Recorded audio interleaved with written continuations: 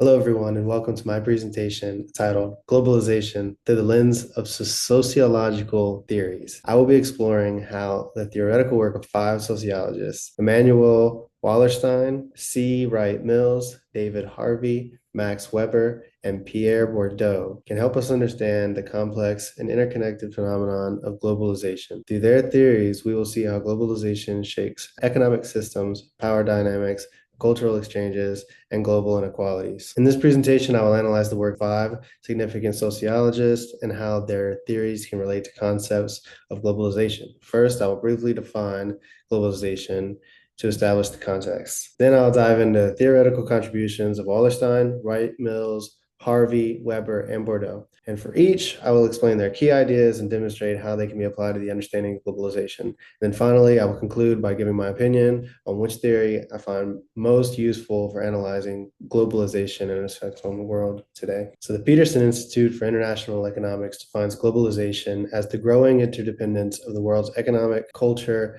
and population brought about by cross-border trade in goods and services, technology, and flows of investment, people, and information. Similarly, the Council on Foreign Relations highlights that globalization refers to the increased interconnection of economics, cultures, and populations across borders, influencing every aspect of modern life. Our first sociologist is Emmanuel Wallerstein. Emmanuel Wallerstein is best known for his world systems theory, which explains global inequality through the lens of capitalism. He divides the world into three major categories. First is the core nations, which typically are wealthy countries. They dominate the global economy by exploiting the resources and labor from number two, periphery nations, which are less developed.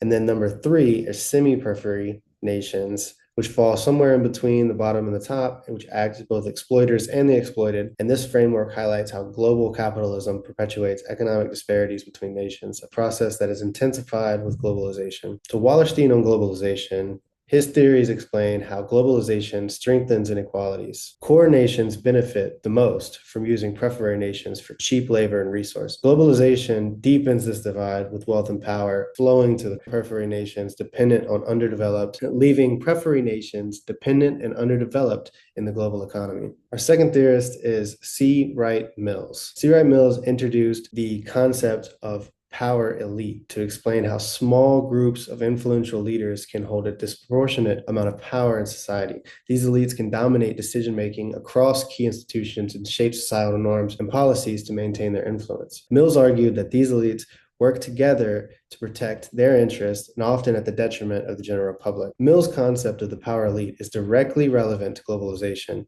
As multinational corporations, international organizations, and political elites collaborate more, they control more of the globe's economic and political process. This power shapes trade agreements, global reputations, monetary policies that often affect the wealthiest nations and corporations while leaving smaller nations and local populations with limited influence. Globalization amplifies the elite's ability to exert power across borders, creating global systems where only a few elite dominate the decision-making of billions worldwide. Our third sociologist is David Harvey. David Harvey is known for his concept of time-space compression, which refers to how technological advances in communication and transportation have shrunk the world, making distances less significant. I always say that Harvey's time-space compression is why Amazon Prime shipping feels like magic, but yet nothing makes time go slower than waiting on a delivery driver. Harvey's concept of time-space compression is vital for understanding how globalization has reshaped the world. Advances in technology and transportation enable goods and capital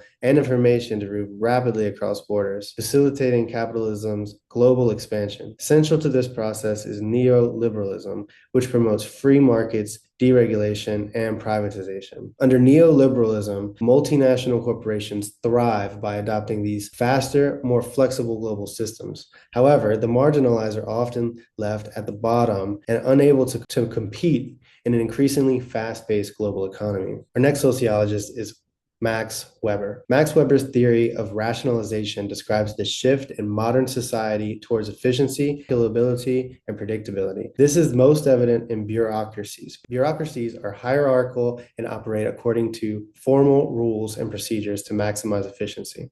Weber's concept of the iron cage is relevant to globalization. As multinational corporations and global institutions grow, bureaucratic systems expand, leading to more rigid and impersonal structures across borders. Globalization accelerates this process as organizations seek efficiency and control. This further traps individuals in the iron cage of understanding rules, procedures, diminishing creativity and personal freedom. Much like Orwell's 1984, global bureaucracies may reduce individual autonomy, prioritizing economic and political goals over human well-being. Our next sociologist is Pierre Bourdieu. Pierre Bourdieu introduced concepts like cultural capital, social capital, and habitus to explain how social inequality is maintained and reproduced. Cultural capital refers to non-financial assets such as education, cultural knowledge, all that help individuals gain status and power in society. Bourdieu's concept of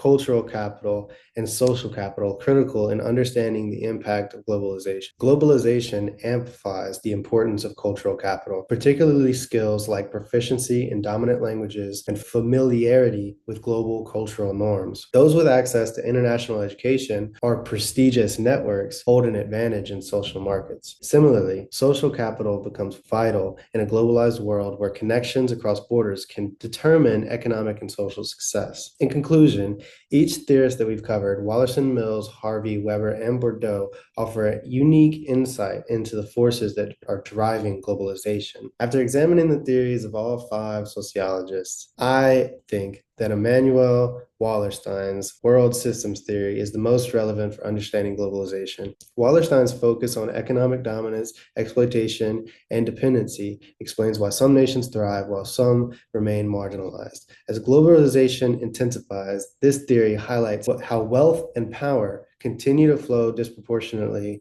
to core nations, making it crucial for analyzing global inequality today. And attached are my two reference slides. You guys have a good day.